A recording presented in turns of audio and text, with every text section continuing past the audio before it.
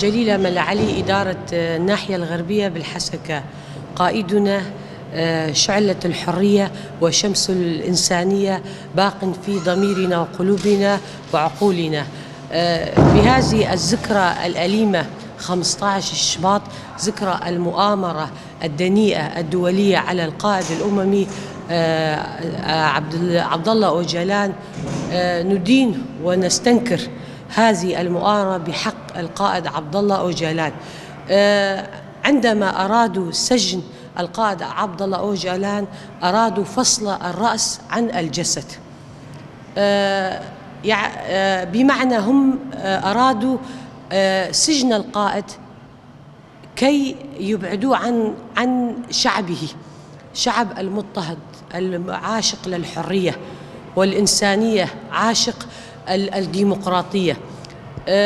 بسجن القائد كان لديهم النية أنه يفصلوا القائد عن الشعب، لكن أفكار القائد وفلسفة القائد باق في عقولنا وقلوبنا. أكبر مثال على فلسفة القائد منذ الثورة السورية أو الربيع العربي. تركيا أرادت التدخل في الشأن السوري، قالت أردوغان قال صراحة لا أريد تكرار مأساة حما، لكن أردوغان لم يكن يتوقع أن فلسفة القائد في الشعب شمال وشرق سوريا المضطهد أن يحملوا السلاح في وجه الدكتاتورية، في وجه المرتزقة. نحن كشعب شمال وشرق سوريا بفكر كانت لدينا الأرضية أو الأساس الصامد، بفكر وفلسفة القائد عبد الله أوجلان استطعنا أن نثبت لجميع شعوب العالم وجميع الشعوب المضطهدة أننا بفكر وإرادة القائد استمدينا القوة، وخاصة قوة المرأة وإرادة المرأة التي رسخها فينا أفكار وفلسفة القائد عبد الله أوجلان.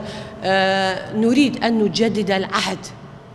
للقائد وجميع الشعوب المضطهدة أن القائد باقي في عقولنا وضميرنا، قائدنا كما قلنا في البداية شعلة الحرية وشمس الإنسانية باق في قلوبنا وضمائرنا. ديلا عز الدين أحمد، لجنة تدريب مقاطعة الحسكة. نحن اليوم باستنكار اعتقال القائد عبد الله أوجلان جايين كلياتنا معه، وراح نناضل من أجل القائد عبد الله أوجلان وهالمؤامرات التركية اللي عم تسوي على الشعب الكردي وعلى القائد عبد الله أوجلان ما راح تستمر، ونحن مقاومين وراح نناضل لنرجع حقوقنا. نحن الكراد والعرب يعني الكل صاروا أخوة الشعوب يعني، والقائد عبد الله أوجلان بفكر القائد عبد الله أوجلان وفلسفة القائد عبد الله أوجلان راح ننتصر وراح نقاوم لحد النهاية، وراح ناخذ ونقاوم من أجل حرية القائد عبد الله أوجلان ومن أجل حرية الأكراد. يعني الكردي من أول ظهور الدولة العثمانية وبدهم يعني الأكراد لا وجود لهم، حابين إنه يلغوا وجود الكردي وخايفين من وجود الكردي وخايفين من القائد عبد الله أوجلان. بفكرة القائد عبد الله أوجلان وفلسفة القائد عبد الله أوجلان راح ننتصر وراح نمشي على طريق القائد عبد الله أوجلان. ركن صبحي أحمد عندما شار داريا قل التاخا غربيم شخو أمزان سالفجرا يعني دفي مهارج سالفجرا قمتوا ناف نتوي لسر شخصي ريبري قل كرد سروك آب هوية درباسي صالا بيستو يكيدك أم شخو وقت في روجي أم شرمزار دكن جبلا قلك دولتي ناف نتوي قمتلك شكر سر شخصي سروكات ياما أرمان جاوي قمبلو بو فينا قال كرد بشكينن قلت انه ام شخصي سروكاتي تاخن هندري زندانه كي وي ملتي كرد وي ورش كناندن وي برخدانيا وان وتكوشينا وان وي بن كفه لي مخابن اف قمبلاوان فالا دركت سروكاتيا ما هندري في زندانه هاني كر جي تكوشينا كي جتنبونه كر هبون وكر فينك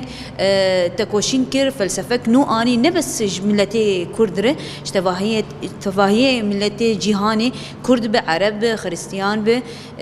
همو ملتاره او زندانا هاني كر جيه چاره سريه كر هبونك جمرن جرك امجي ام تكونشينا خو زيده بكن ملت كرد به عرب به خريستيان به ام تايبت وكي جن ايرو روج بلا سروكاتيامه اولويت داي جن ام وكي جن ام تكوشنا خو زيده بكن ام پروردي خو بهتر بكن ملي فكري ده ملي ايديولوژي ده گلك حواله میں یہ پیشے ده ملي شرد برخدانی کرے گرک ام عالی کی دنیا جواکا خو ملت خو اي بندس اموان آزاد بكن سروي اساسي گرك ام تكوشنا خو زيده بكن ام سروکاتیا خو جي آزاد اشخاص سروکاتیا میں آزاد اما ام کاری خو بردوام بكن جبو ام همه ملت جي آزاد بكن و شخو ام بي سروکاتیا خو ام جياناكن ام تكوشنا خديسه بردوام بكن